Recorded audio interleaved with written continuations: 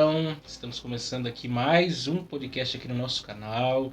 Estamos nessa série falando sobre vivendo acima da mediocridade. Hoje nós vamos falar sobre vivendo pela fé. Né? Nós falamos no podcast da semana passada sobre depressão espiritual com o Tiaguinho, né? O evangelista Tiago Bento. E hoje nós vamos conversar com o pastor, né, Fernando Gerito, que vai se apresentar para vocês daqui a pouco. E eu quero que vocês já fiquem atentos aí, se inscrevam aqui no nosso canal, deixa aí o joinha de vocês, pega esse link, compartilha aí com o maior número de pessoas possíveis. Vocês fazendo isso, vocês nos ajudam bastante a avançar, a crescer. E também nós temos aqui toda sexta-feira o nosso EBDcast, nós temos gravado com o presbítero Gediel. Iniciamos uma nova revista, né? Estamos iniciando uma nova lição aí. E vocês também podem estar acompanhando aí tudo que nós temos produzido aqui no canal. Então vamos rodar a nossa vinheta e nós voltamos já já. Nós estamos recebendo o pastor Fernando Gerino. Não é Girino, é Gerino, um G. Pastor, quer que o senhor se apresente aí para nós, pessoal que não te conhece ainda. Graça e paz a todos. Miqueias, é um prazer estar aqui participando desse momento e falando um pouco a respeito da fé. Eu sou o Fernando, já tive a graça de pastorear algumas igrejas em nosso campo. Sou casado com a Aline há 14 anos.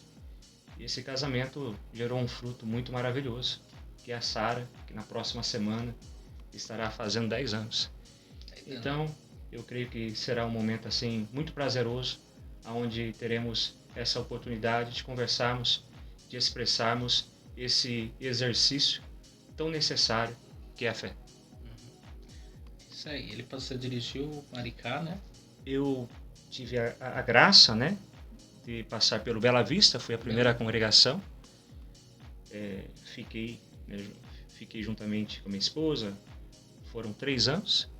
Depois o Maricá e por último passamos também por uma outra congregação abençoada, que é a congregação que fica em Campo Alegre. Isso aí. Campo Alegre. Eu lembro do senhor, não sei se você lembra de mim nessa época, mas o senhor pregou uma mensagem, um culto do amigo, faz bastante tempo isso, no Mantiqueira. Quem era líder era o Gediel, que tinha sido da Vila São Benedito também. Eu acho que havia convidado o senhor. E eu ainda participei de uma ilustração na mensagem que o senhor pregou. O senhor nem deve lembrar mais disso. Eu não me recordo, né, da mensagem. Eu não lembro o que o senhor pregou, mas eu sei que eu fui usado como exemplo. A ilustração. Como ilustração na mensagem. Aí dessa época lá atrás, depois o Jonathan, né? O Jonathan estudou comigo, né? Aí o senhor pastoreou o Maricá nessa época também. Isso. Aí que a gente já sabia legal. Mais ou menos quem que era. Muito bem, nós escolhemos esse tema aí, nós temos falado sobre esses assuntos, sobre viver acima da mediocridade, né? E estamos tocando alguns pontos, né, que eu considero importantes. E nós escolhemos para falar sobre a fé, vivendo pela fé, com base em Hebreus, né, capítulo 11, que é o texto clássico aí, né, da galeria dos heróis da fé, que nos dá uma definição de fé e nos dá vários exemplos de homem de fé. Então eu quero primeiro que você dê um contexto para nós sobre a carta aos Hebreus e sobre o que o autor está querendo aqui nos dizer sobre fé, para a gente pensar sobre esse assunto. Olha só, tendo como o ponto de partida especificamente o capítulo de número 11, o autor aqui, ele vai inicialmente tratar a fé não de forma específica, mas assim abrangente. E à medida que ele vai expondo, né, ele vai dando essa aula para a gente se baseando nos heróis da fé, ele nos dá a graça de apontar o conceito, embora seja assim um conceito que nos leva a entender a questão da experiência da fé, e ele nos mostra alguns referenciais do Antigo Testamento que experimentaram e evidenciaram esse ato de fé, nos mostrando a importância que a fé nos leva, porque a fé nos conduz a evidenciar o testemunho. Então foram relatos, testemunhos de fé que nos mostra essa consciência, essa mentalidade, essa maturidade cristã, quando entendemos o que é fé. Que é importante para a vida do... É impossível, na verdade, ser cristão se não tiver um pressuposto de fé. Sem dúvidas, né? Porque... É possível agradar a Deus sem a fé, lógico, né? A gente, nessa condição que nós temos de discípulos, a gente pode apontar, né? Seja lá a fé relacionada à salvação. Sem esse entendimento, né, que pela graça nós somos salvos, não tem como alcançar essa importância. Mas também, no papel de discípulos, a gente pode apontar a fé como crenças. Então, mediante essa postura, criamos as nossas crenças mediante a essa fé. E também a fé que nos leva, como eu já comentei inicialmente, e aqui encontramos, né, o relato, embora a gente não saiba quem escreveu. Sabe quem é? Não sei. Então não tem... Deveria botar um podcast sobre quem escreveu Hebreus. Embora a gente não sabe, né? Infelizmente. As especulações. Eu achei que ele ia me trazer a resposta. Então, mas essa eu deixo porque não tem como, né? Não tem como a gente dar esse passo de quem escreveu a Epístola aos Hebreus. Mas é interessante, né, que o escritor, então, ele traz essa consciência, como estou falando, através da experiência. Ele utiliza de Gênesis, desde a criação, e depois caminhando pelos patriarcas, pelos profetas, alguns reis, né? E isso nos traz essa convicção mediante a fé. Porque o que a gente percebe no texto, né, a ideia dessa fé como se fosse um título de propriedade, é algo concreto. Não é um pensamento positivo, não é uma mentalização. Vamos torcer, fazer figa para ver se a coisa acontece. Não é bem por esse caminho que a fé aqui trabalha, ou mesmo caminha. Porque na verdade tudo que nós olhamos é o que ele vai dizer, desde a criação. Você olha para o céu está lá. Quem criou esse céu? Você tem que crer que existe um ser muito maior do que o céu para ter colocado ele lá. Porque senão é um outro tipo de fé que você vai desenvolver. Sem dúvidas, né? Não é a fé pela fé. Não é a fé na fé, né? Ou a fé na fé. Embora a gente entenda que o ser humano ele tem a sua fé natural. Né?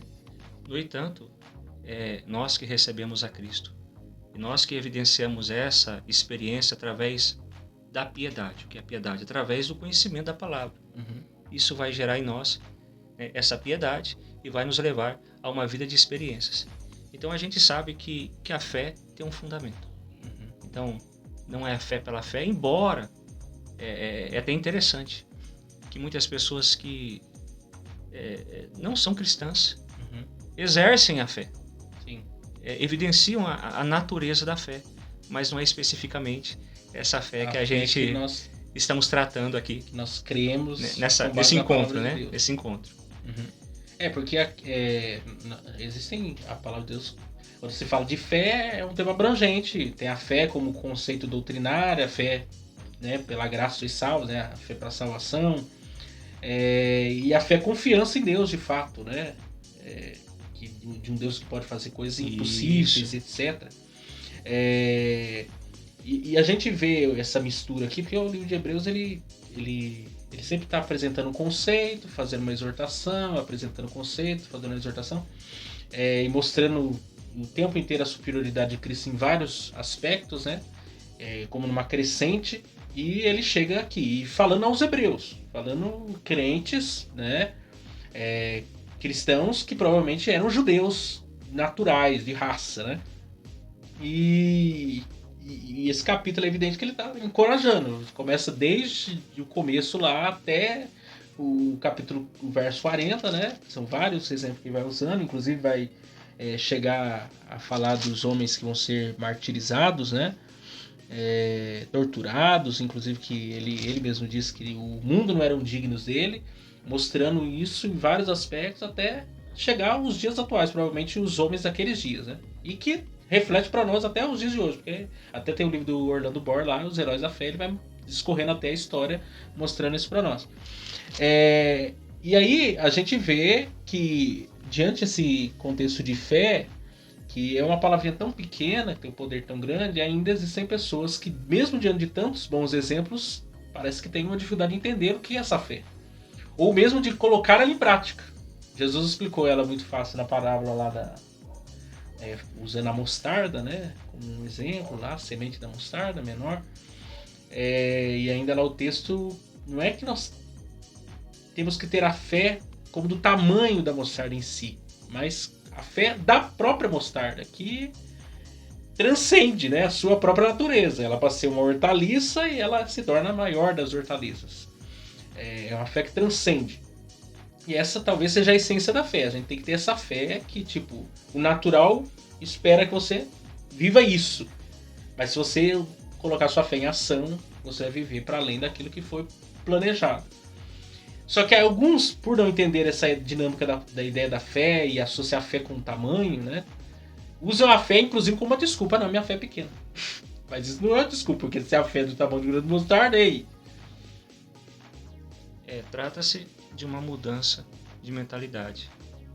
Infelizmente, a gente observa, até baseando-se nesse último comentário teu, as pessoas, elas se acham indignas de evidenciar alguma coisa e a desculpa é, olha, me falta fé.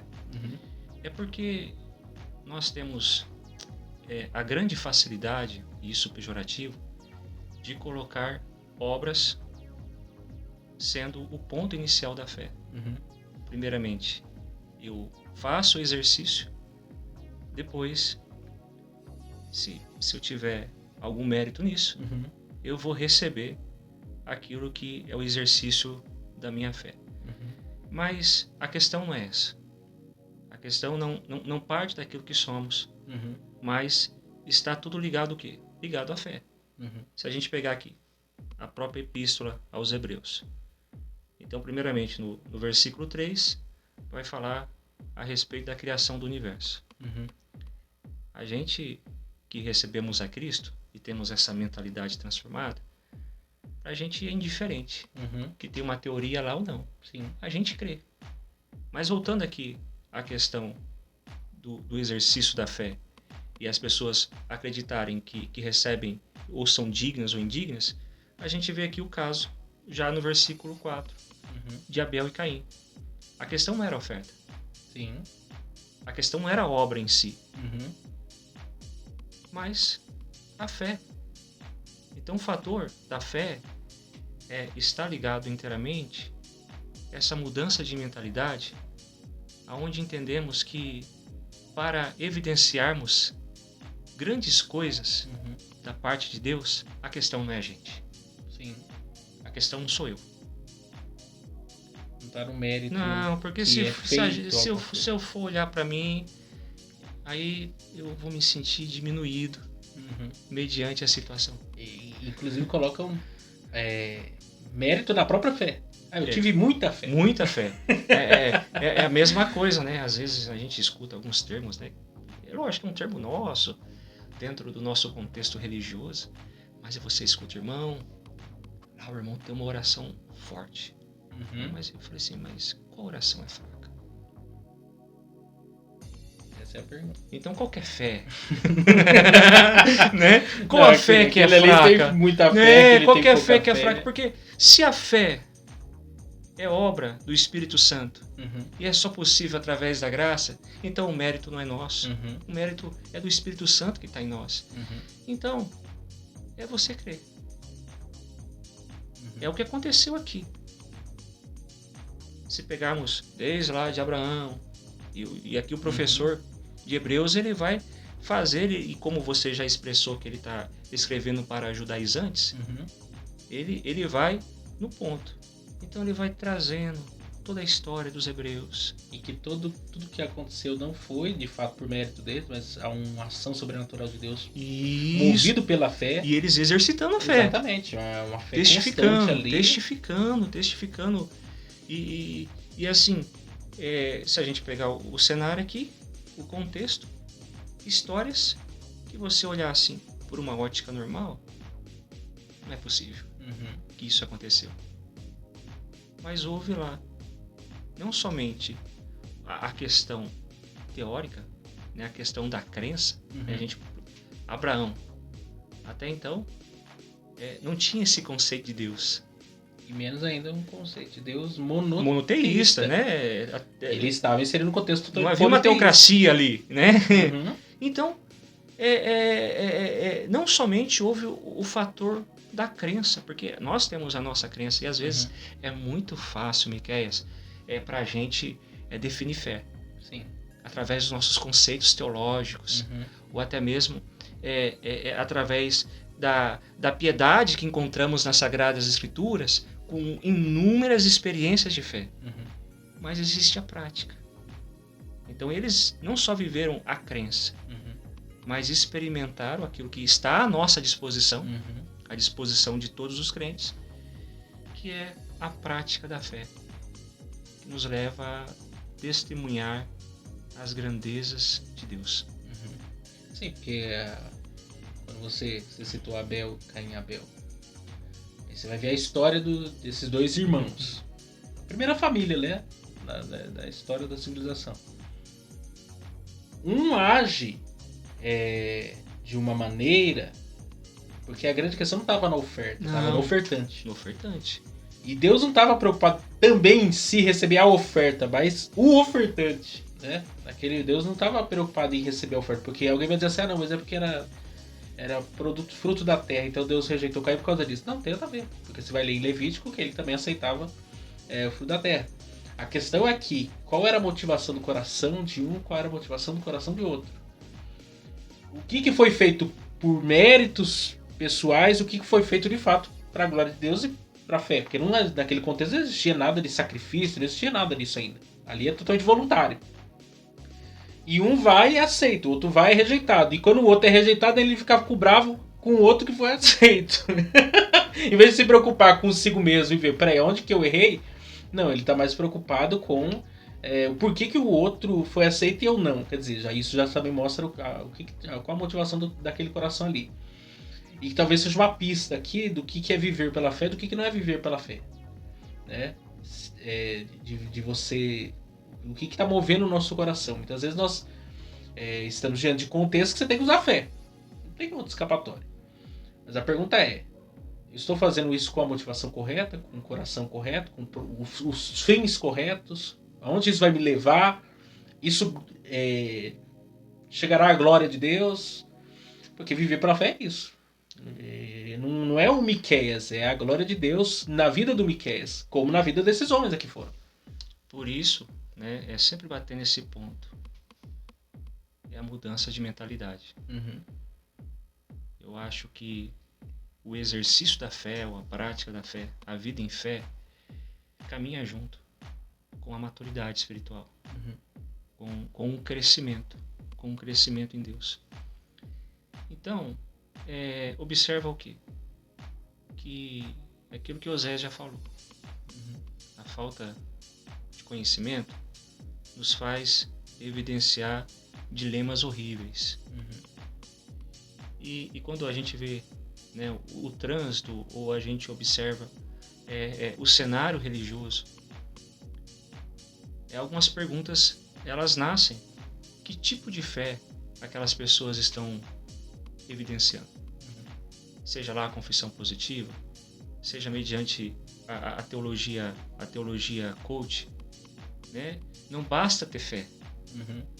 Tem que ter fé da forma correta. E como a gente tem fé da forma correta? Entendendo. Entendendo.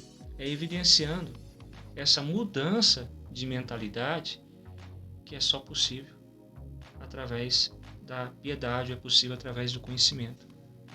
Paulo ele ele tratando, né, aos romanos, mas ali está falando sobre o seu desejo, né, que os seus irmãos judeus pudessem se converter. No capítulo 10, ele expressa que a fé vem através da pregação e através da palavra de Deus. Então, essa mudança de mentalidade só vem através desse entendimento. Sim, porque esse mercado da fé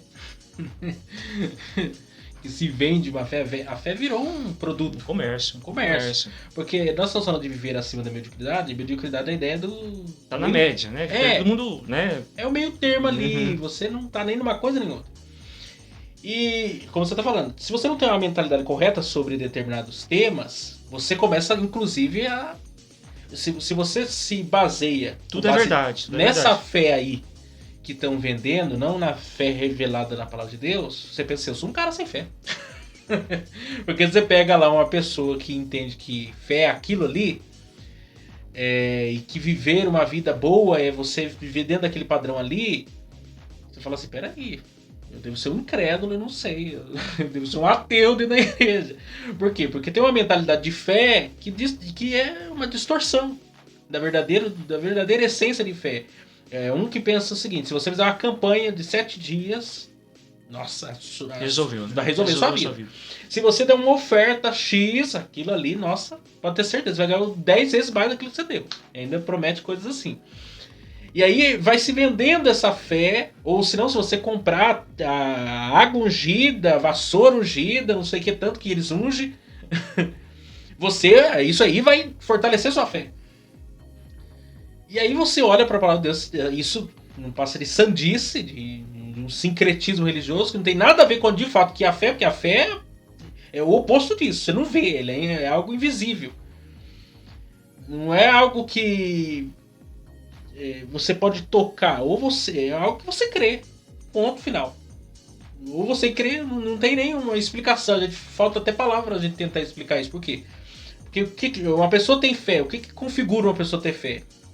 Ela entende. São muitas coisas. Primeiro, ela crê que Jesus é o seu Salvador. É a base da nossa fé.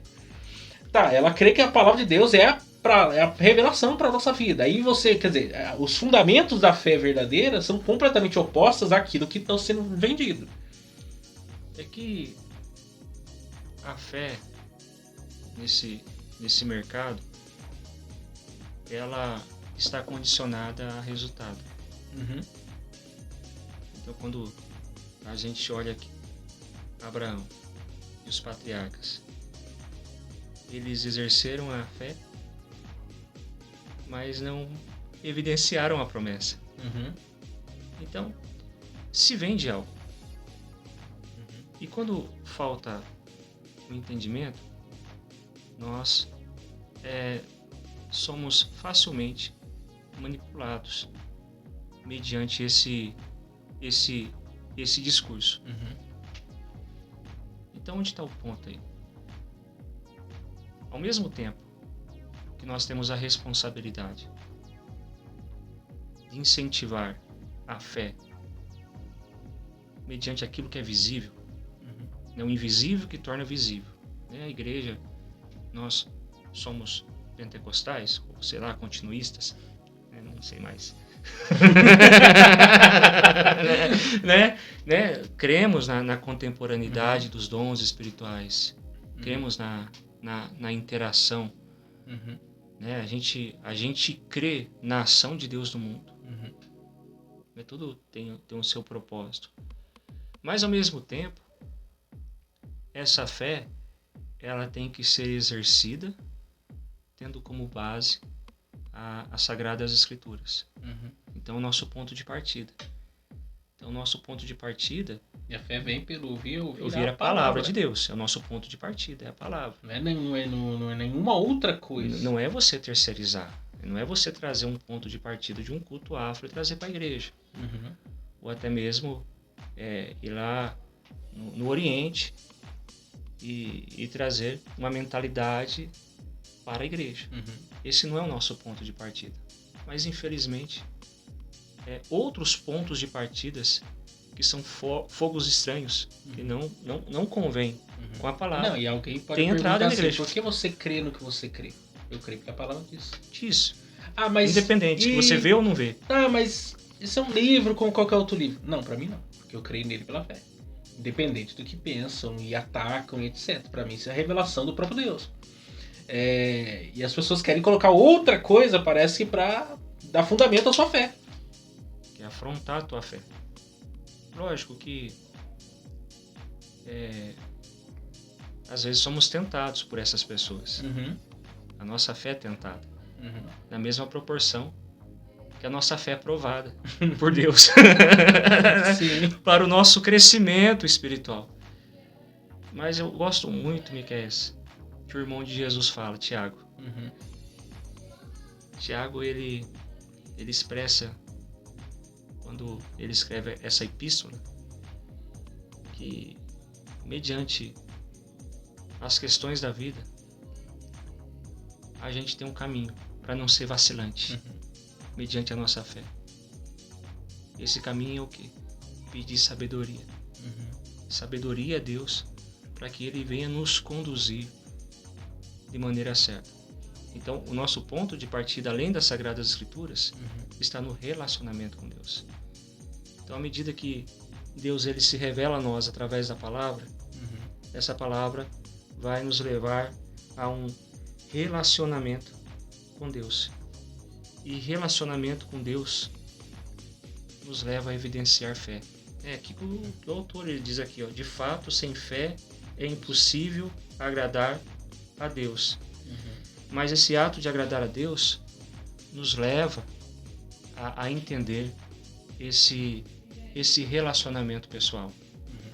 Não achar que pelo fato de nós termos fé, acreditarmos em Deus e na sua palavra, isso não significa que as coisas sempre serão boas ou favoráveis para que essa fé seja real. Porque, pelo contrário, a fé só faz sentido no contexto de impossibilidades. Apesar. Na contramão do normal. Apesar. Talvez a pessoa pode falar assim, a fé tem limite? Tem. Por que a fé tem limite? Quando aquilo que acreditamos que é fé não está envolvido em obediência e integridade, se limita à fé. Então, o cidadão está na prova, né? Lá passando por uma prova e fala assim, eu vou exercer a minha fé. Mas o exercício dessa fé não corresponde à integridade das Sagradas Escrituras. Tudo isso aconteceu aqui com esses heróis da fé, porque além da fé houve a obediência e houve a integridade no seu relacionamento com o mundo. Então, fé e obediência caminham juntos, porque em meio à provação, às vezes ter fé é você ser o derrotado. Ter fé é você ser o perseguido. Ter fé é você dizer não para coisas fáceis. Para alguns pode dizer não. É o exercício da minha fé. Olha, Deus abriu essa porta, mas não importa que porta que é. Não importa que essa porta vai distorcer o meu caráter. Foi Deus que abriu, não. Isso não é o exercício da fé. Isso é interessante, porque você tem o exemplo de Abraão, capítulo 14, depois dele ter vencido, né, com 318 homens, aquela guerra lá, ele não quis ficar com os despojos da guerra. Ele falou assim, não, eu tenho uma promessa. Quem vai me enriquecer não é esse povo, quem vai me enriquecer é Deus. Ele poderia ter, naquele momento, falar assim, vencer a guerra, ele tinha por direito tomar posse dos despojos da guerra. E teria, de fato, enriquecido muito ali. Mas ele preferiu abdicar de tudo isso aí, por saber que havia uma promessa já liberada sobre a vida dele, e que nenhuma outra coisa poderia ser um álibi,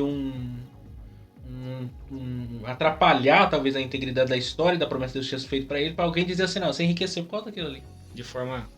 Então... Se fosse assim, até eu. Seria fácil. Seria fácil essa questão, né? Essa questão... E lembrando que ele chega em Canaã, ele tendo recebido todas aquelas promessas, né, do capítulo 12, ele chega em Canaã e havia fome, de modo que ele vai para o Egito. Quer dizer, Deus faz um monte de promessa pra você. Olha, você vai mudar de cidade, você vai ter emprego, vai ter escola pra criança, vai ter casa própria, não vai pagar aluguel. Certo, você chega lá, não tem casa, não tem escola, não tem emprego, não tem nada. Fala assim, então não é a vontade de Deus, não é o querer de Deus? Não é. Você tá no lugar certo, só que você tem que ficar ali e exercer a fé. Agora que é a hora de usar a fé. Aí você vê, aí entra um outro aspecto, é a questão das oscilações de uma vida de fé. Porque até o Tiago que fala isso, crer sem duvidar. Sem duvidar. Sem duvidar. Porque se deu espaço para dúvida, que entra na desobediência, aí vai surgir outros problemas. Por isso a obediência sempre vai caminhar ao lado da fé. Porque essa ideia de viver pela fé. Viver pela fé não é viver pela fé só quando as coisas estão dando certo. Vai dar errado. E a desobediência de não viver de fato pela fé vai causar consequência. É o caso, por exemplo, Agar, no capítulo 16 de Gênesis, lá com a história de Ismael. Por quê? Não era. É uma coisa que ele entrou no lugar errado, deu consequência lá na frente. Quer dizer, a história vai se misturando, né? Uma coisa vai ligando a outra. Mas por quê? Por causa de um momento de oscilação dessa fé. É porque nem tudo que apresenta ou aparenta ser de Deus é de Deus. Uhum. E às vezes somos seduzidos por algumas coisas.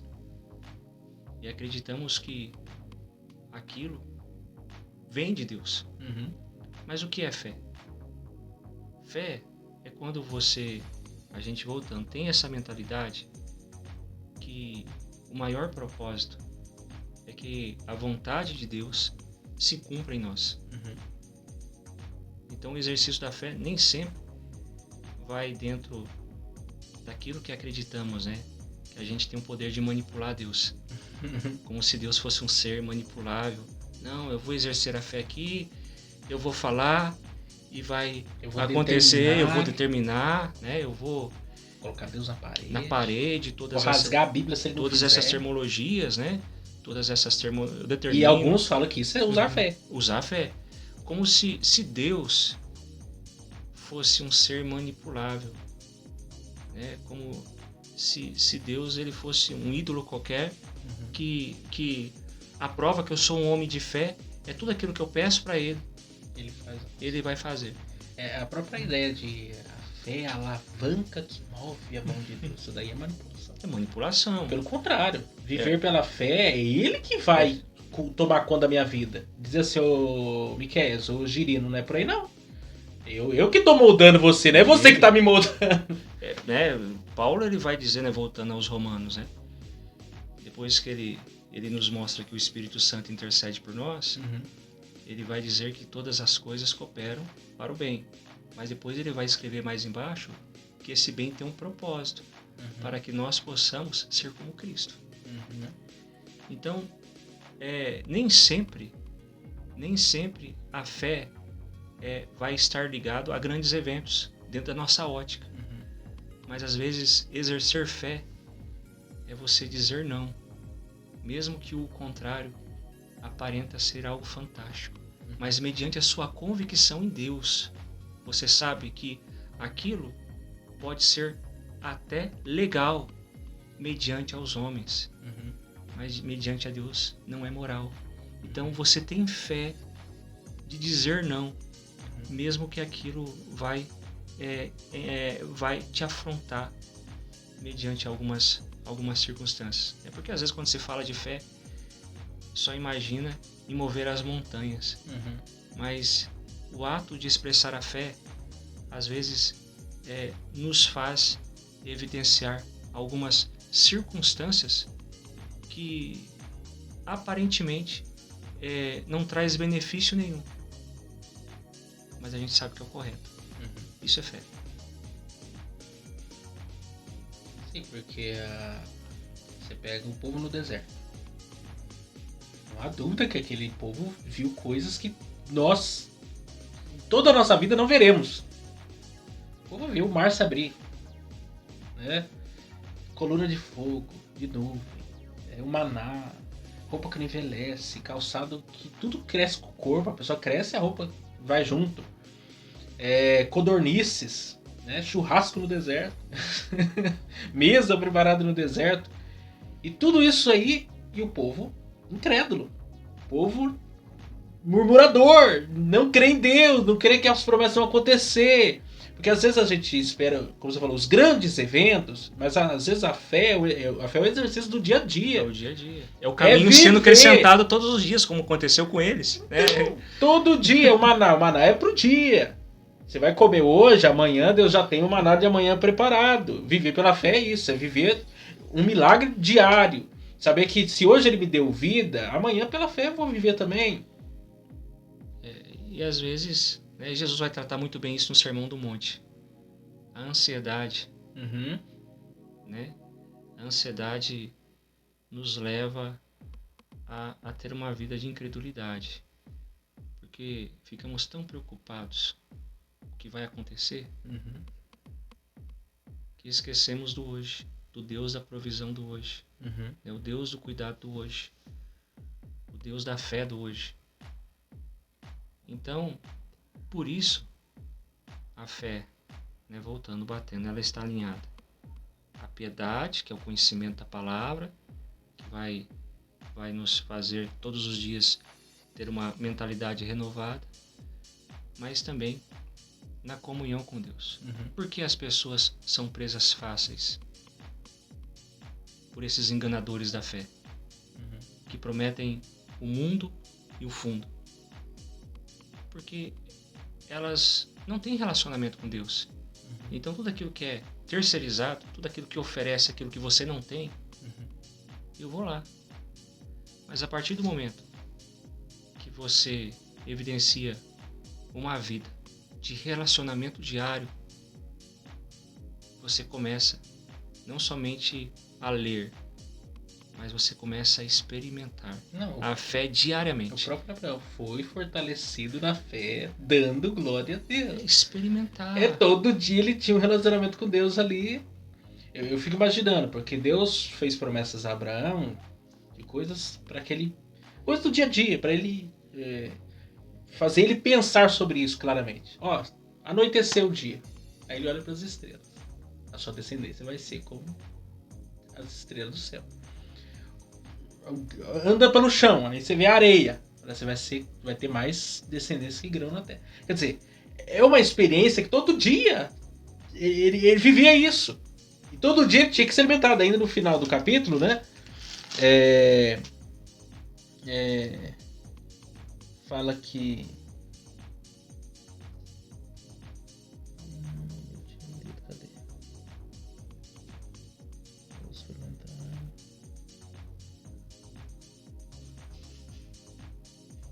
Aqui, ó. E todos esses homens, verso 39, todos esses homens, tendo tido testemunho da fé, não alcançaram a promessa, provendo Deus alguma coisa melhor a nosso respeito, para que eles, sem nós, não somos aperfeiçoados. Quer dizer, ainda, muitos desses, eu acho que tem outro texto no meio aqui, que eu não lembro onde tá, mas que trata sobre isso. Muitos receberam promessas, nem viram as promessas se concretizar, e continuaram crendo até o último dia de sua vida. Quer dizer, existem coisas até mesmo que são liberadas para a nossa vida. Você sempre lê o Salmo lá, né, que fala do filho como flecha na mão do valente, né? Existem promessas que estão já sobre a sua filha que você vai morrer antes, mas foi liberada na sua vida e que vai se concretizar na vida do outro. Da mesma forma na vida dela, depois nos filhos dela, e assim vai indo. Quer dizer, as promessas elas vão passando. A fé vai, até que Cristo venha, nós estamos vivendo as promessas de Deus. O plano de Deus está se cumprindo na terra. É de fé em fé, de glória em glória. A gente vai experimentando a obra de Deus, a história de Deus, na história, no tempo, Deus revelando. Você pensa que todo o Antigo Testamento, começando lá da criação, até a chegada de Cristo, até os nossos dias, tudo está cumprindo o propósito, até que o último dia Jesus vem, arrebata a sua igreja, Jesus final, e acabou ali. E tudo estar consumado. Tudo uma história de fé. Porque você pensar que existe um fio condutor em toda a história da humanidade, povos de línguas diferentes, de lugares diferentes, e que experienciam de uma mesma fé, do mesmo propósito, do mesmo Cristo, do mesmo Salvador, isso é algo sobrenatural.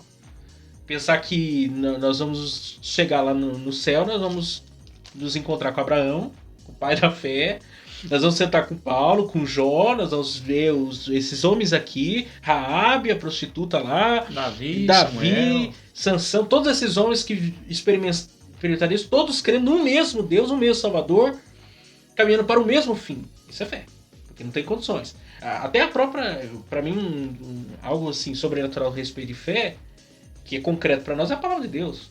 Mais de 40 autores, de épocas diferentes, contextos diferentes, e uma mesma sintonia, um mesmo propósito que dá origem à palavra de Deus que nós temos, irmão. Quer dizer, ou você crê nisso pela fé e crê que esse Deus é o Todo-Poderoso, é o Criador de tudo, ou você não. Você vira um ateu. E até o ateu tem crises, porque ele mesmo não consegue explicar tudo. Ele tem a fé dele, ele não deixa de ter a fé, né? Então, na verdade, o ateu acaba não sendo ateu, porque alguma coisa alguma coisa ele tem que crer. Ele vai crer. Mas a gente vê todo esse processo que você falou. E esse processo, ele tem lá na frente um porquê. Embora Abraão ele não viu, mas ele foi alimentando, né? Para Isaac. Isaac alimentou essa fé em Jacó, em José. Então, essa fé, ela foi passando, né, como você expressou, para frente. E nos nossos dias? Como isso acontece? Aqui, o autor aos Hebreus, ele vai dizer que tudo isso aconteceu para que eles pudessem ser aperfeiçoados. Não é isso? Ele não finaliza o versículo 40 falando do aperfeiçoamento? Então a igreja, ela tem que ter esse cuidado e esse entendimento, né, quando eu falo a comunidade do Senhor, né, de mostrar a importância da fé, porque isso vai trazer o quê? O aperfeiçoamento dos santos. Então, às vezes eu olho para a comunidade do Senhor e eu percebo a carência de a gente buscar alguns temas que são fundamentais e esses temas serem transmitidos de forma constante, até que haja esse aperfeiçoamento. Porque as pessoas têm a fé na fé, pela fé. Eu estava saindo de casa, eu vi lá um menino, acho que lá no Ceará, com 7 anos, multidões na frente da casa dele, porque dizem que esse menino é curandeiro. Porque as pessoas, elas estão atrás disso. E pior, eu não estou falando do incrédulo, porque o incrédulo a gente entende. Eu estou falando do crente. Estou falando lá do cristão. Eles, pessoas vulneráveis, que têm um conceito de fé distorcido. E isso nos leva a entender o quê? Que está faltando aquilo que nós somos chamados. Deus chamou você, chamou o mestre. Paulo fala isso aos Efésios, né, quando aponta os 5 ministérios. Chamou lá o mestre, o profeta, o sacerdote, o evangelista, o pastor. Para quê? Para o aperfeiçoamento dos santos. Esse é o papel inicial. Você aperfeiçoar os santos. E a fé é um tema importante para esse aperfeiçoamento. Não somente você expor, né, como aconteceu com os patriarcas, né, a tradição oral, um passando para o outro. Mas pra gente tá mais fácil ainda. Tá muito mais fácil, tá digitalizado. Né? Tem aqui as Sagradas Escrituras. E você mostrar, incentivar desde as fases menores, né? O discipulado, desde as crianças, expondo o valor da fé, né? Fazendo crescer nos corações. E quando cresce, com toda certeza, essa piedade que através da palavra vai nos levar ao relacionamento com Deus, e esse relacionamento vai nos levar a evidenciar os frutos da fé. Que é algo que só enriquece essa caminhada com Deus, mediante os testemunhos, né, que Ele proporciona dia após dia. Sim, porque viver pela fé, como nós temos falado, é uma fé que vai sendo... Porque tem muita coisa, você pega um exemplo aqui, Noé. O camarada nunca viu chuva. Ele vai falar de chuva, né? Aí Deus fala que vai chover. Na melhor das hipóteses, talvez existisse barquinhos naquela época já. Mas navio, porque a arca era um navio de grande porte. O camarada era talvez agricultor, trabalhava com coisas pequenas ali. Deus dá uma missão para ele gigantesca. Você vai construir uma arca, que ele demora 120 anos para construir. Sem uma equipe gigantesca, sem toda aquela coisa. E tendo que fazer todas essas coisas e ainda acreditar que vai chover. Porque eu acho que o mais desafiador é o seguinte: você fazendo uma obra desse tamanho, depois não chover também, e não ter quem coloque essa arca dentro da água, fica mais difícil. Então, imagina, alguém olhando na cidade, de repente começa lá, alguém corta uma árvore aqui, vai lixar a árvore ali, e vai fazendo as coisas, e vai montando uma estrutura, porque ele recebeu dotes de um engenheiro. Vou construir uma coisa gigantesca aqui. E alguém começa a perguntar, mas o que é isso aí? Não, é que Deus falou comigo.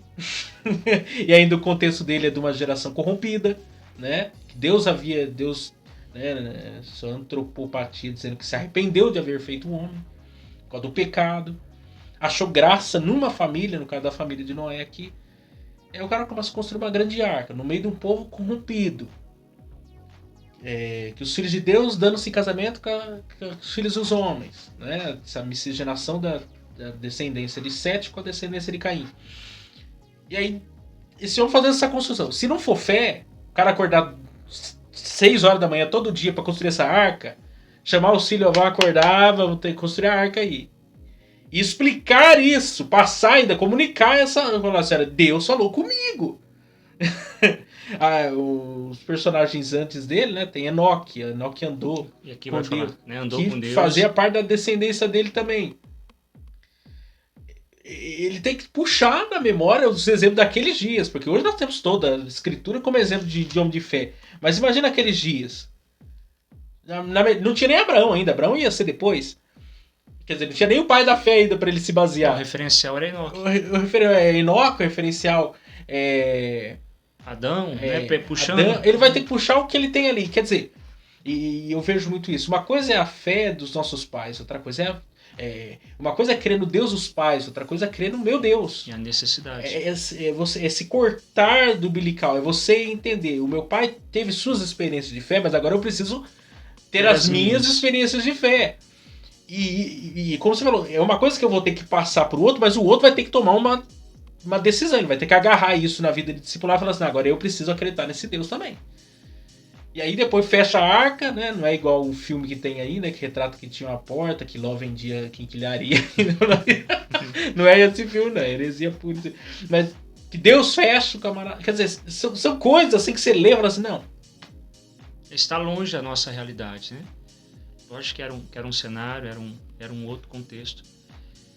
Eram os desafios de Noé, mas era um homem que se relacionava com Deus. E isso é muito importante dentro do processo da fé. Mas assim, eu fico pensando nos nossos dias. Quais são os nossos desafios? Qual é a arca que nós, a fé, nesse processo, estamos construindo? Construindo. Nessa vida de fé, o que nós estamos tendo que experienciar agora? A gente está dando sobrevivência para as próximas gerações, né? Foi isso que aconteceu com Noé. Ou a gente... Ele era o bote salva-vida para a próxima geração. Para as próximas gerações. Mas aí, qual que é o nosso desafio? É quando a gente olha, né, seja o cenário mundial, seja o nosso país, seja o cotidiano, a vida, como nós podemos testemunhar essa fé. E não somente testemunhar, mas ser agentes transformadores em outras vidas, que elas também possam ter essas experiências de fé a quais nós temos. É um desafio. Viver hoje, eu acho que foi noticiado aí, né? Nós estamos gravando hoje na quarta-feira, vai sair segunda, isso? Então vai estar mais fomentada a coisa. Mas saiu aí hoje, parece que foi convocado 300 mil soldados lá na Rússia, né? Reservistas para entrar na guerra da Ucrânia. E que provavelmente pode culminar numa terceira guerra mundial. Nos nossos dias, como já passamos agora por algo que jamais nós planejamos, uma pandemia, né, a última de grande porte, 100 anos antes. E aí agora, a própria guerra, a Segunda Guerra Mundial, 1940, 45, por aí. E agora 2022, quase 70 anos depois, estamos vivendo num rumor tão tenso a ponto de poder chegar a isso. E aí a pergunta é, qual é o homem de fé dessa geração, desses dias, como o nosso país também, que está vivendo em várias crises, totalmente polarizado em várias questões, a igreja vivendo uma crise, essa fé, esse evangelho pregado sem consistência. Tá, e agora? Cadê o homem de fé dessa geração? Porque Abraão já passou, Noé, Enoque, todos esses homens, Abel, todo mundo já foi. E agora sobrou quem? Sobrou Gerino, sobrou Miqueias, e aí? É que às vezes a gente olha e parece que falta referenciais, né? Referenciais. Mas, Miqueias, quando a gente olha a geração, os homens de fé não são aqueles que aparentam com grandes atos de fé, mas são aqueles que diariamente acrescentam fé em outros corações, né? Preparam as próximas gerações. E nós estamos carentes, né? Carentes porque às vezes aquilo que acreditamos ser fé não é uma fé distorcida, e aquilo que seria um ato de fé, nós não temos fé suficiente para exercer, né? Mas que Deus, né? Que Deus ele possa acrescentar cada dia, que em nossos encontros com Ele, seja através da palavra, seja através da oração, nós possamos orar constantemente, que Ele venha abrir os nossos olhos espirituais, e que nós possamos ser homens de fé do nosso tempo, da nossa geração, e que os atos de Deus, esses atos que são desenvolvidos e experimentados a cada dia, possam atingir proporções que vai além daquilo que estamos acostumados. Está à nossa disposição. Mas a fé não é uma desculpa, então. Está à nossa disposição. Pelo contrário, é só você crer. É agir e viver por isso, por essa perspectiva. Está à nossa disposição. Nada que você faça em méritos vai acrescentar ou vai diminuir. É você crer. É você, a cada dia, ter a sua vida como um exercício de fé. Aí Jesus ele repreende os discípulos, né? Não necessariamente falando de tamanho, pequeno, grande, mas a questão, homens de pouca fé, homens covardes. Vocês são covardes, porque diante o problema, vocês, ao invés de avançar, estão querendo recuar. Não tem pra onde você recuar. Ou você usa a fé, que está à sua disposição para usar, ou você perece. Ou você afunda, porque não tem para onde correr. O camarada, os homens estavam no barco, as duas tempestades, né? Uma Jesus dormindo, a outra eles estavam sozinhos, Jesus estava orando no monte, depois ia ter um encontro com eles. E ambos momentos eram para eles usar a fé. A fé que Jesus já estava comunicando a eles, imagina. Eles vendo milagres, uma das tempestades, ele diz: quem é este? Peraí, vocês não sabem quem é este? Este é o Criador de tudo, esse é o Deus encarnado, é o que disse haja luz e houve luz. E ainda eles não estavam crendo nesse Deus, quer dizer, essa é a fé nesse Cristo, que cura o enfermo, que ressuscita o morto, que prega um evangelho, e você pega lá o homem lá que estava no cemitério, nu, sabe, quebrava grilhões, de repente está vestido, e torna-se um pregador do evangelho. É esse Cristo que transforma a vida. É a constância, né? Eu acho que a fé, ela não tem como particularidade só alguns momentos. Então os discípulos, eles perderam a oportunidade.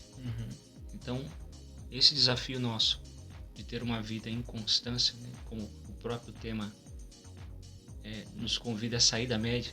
Uhum. É porque a média é essa. A média é inconstância. Ora você tem muita fé, ora você tem pouca fé. A sua fé está baseada com quem está pregando. A sua fé está baseada com o tipo de trabalho que está acontecendo. Né? E vive nessa inconstância espiritual. Mas Deus nos convida a ser constante todos os dias. A viver a fé todos os dias. Que Ele cuida até dos passarinhos, que não precisam ter celeiros, né, para ter o teu cuidado diário. É você viver um dia após o outro, crendo que, apesar que tudo está acontecendo, pode acontecer uma terceira guerra mundial, eu não sei o que vai acontecer com o Brasil no próximo ano, mas Deus está no controle. E a gente vive não por vista. Deus está no controle. Deus está no controle. Nada que venha acontecer no mundo fugiu do controle de Deus. E às vezes a gente diminui muito Deus. E perdemos de viver grandes atos de fé. Nosso coração fica muito duvidoso mediante algumas circunstâncias. Não, e sobretudo nessa geração, o índice de suicídio aumentou muito mais do que estava antes da pandemia, né? Nós estamos vendo uma pandemia de suicídio, inclusive estamos no Setembro Amarelo, né? E quando eu pensei nesse tema, eu não tinha pensado no mês em si. Mas o primeiro vídeo que nós gravamos sobre essa série foi sobre depressão espiritual. Tem a ver com esses dias. Uma geração ansiosa, estressada, depressiva, etc, etc, etc. E aí nós nos deparamos com esses homens que viveram uma realidade de vida completamente oposta à nossa e viveram pela fé e transcenderam toda e qualquer circunstância. É que eles viveram para a próxima geração. Às vezes nós somos tão medíocres que vivemos a fé só pensando em nós. O mundo gira em torno da gente, então o nosso exercício de fé é só aquilo que está no meu mundo. Aí o Senhor não está condicionado a meu mundo, então as coisas não acontecem da forma que eu acredito. E falo assim, nossa, eu sou um homem de tanta fé e Deus não me responde. Deus, ele tá a par, né? Tem sido um Deus deísta, né? Deixou eu largado, né? Nesse mundo. Não, é voltando. O desafio é a gente ter essa mentalidade transformada, pensar que até na fé tem um propósito. O propósito não é a gente, porque a partir do momento que a fé tem um propósito, somente eu, que fé medíocre é essa? Mas o propósito é um propósito maior, é o propósito de Deus, são os desígnios de Deus. E quando nós entendemos que a fé tem como carro-chefe os desígnios de Deus, começamos não somente a observar, mas experimentar os grandes atos de Deus em nossa vida e nas pessoas que estão ao nosso redor. Sim. Pastor, nós vamos encerrar. Não tomar muito seu tempo. É que ele veio lá da roça. Ele veio lá da roça, ele atravessou a Macedônia. Veio pela fé. Mediante a fé. Eu não sabia o que ia acontecer aqui. Vim pela fé. Ele veio pela fé mesmo invisível. E é chegou, assim mesmo. Mas gente, Deus abençoe vocês que acompanharam aí até agora. Não deixa aí de curtir o nosso vídeo, compartilhar e que nós possamos aprender. Eu acho que nós possamos aprender aqui, que eu gostei que o pastor falou sobre a questão da nova mentalidade, né? Ter essa nova mentalidade nessa vida com fé, acho que é fundamental, é essencial. A fé vem pelo ouvir a palavra de Deus. Se você está alinhado com aquilo que a palavra de Deus está nos orientando, você vai ter uma nova mentalidade e você de fato vai viver pela fé. Pastor, Deus abençoe. Amém. Continue abençoando. Outra oportunidade, nós chamamos de novo, porque quando é bom a gente chama de novo. Mas agradeço, viu, Miquel? Que Deus continua te abençoando nesse propósito, e todos aqueles que acompanharam, que possam receber e evidenciar essa fé genuína em Cristo Jesus. Amém. Deus abençoe vocês. Semana que vem vai sair o vídeo aqui que eu gravei com o Gesley, presbítero Gesley, falando sobre quando é difícil de entender e aceitar a vontade de Deus. Esse é o tema mais compridinho aí, mas nós estamos numa crescente de assuntos, né? Primeiro sobre a questão da depressão espiritual, agora vivendo pela fé, agora alinhando o nosso entendimento sobre a vontade de Deus também, porque às vezes não é difícil entender, que vai ser com base no livro de Abacuque, e vai ter aí outros episódios, outros temas aí com mais convidados, até nós chegarmos ao fim dessa série aí. Mas Deus abençoe vocês e até semana que vem, se Deus assim nos permitir.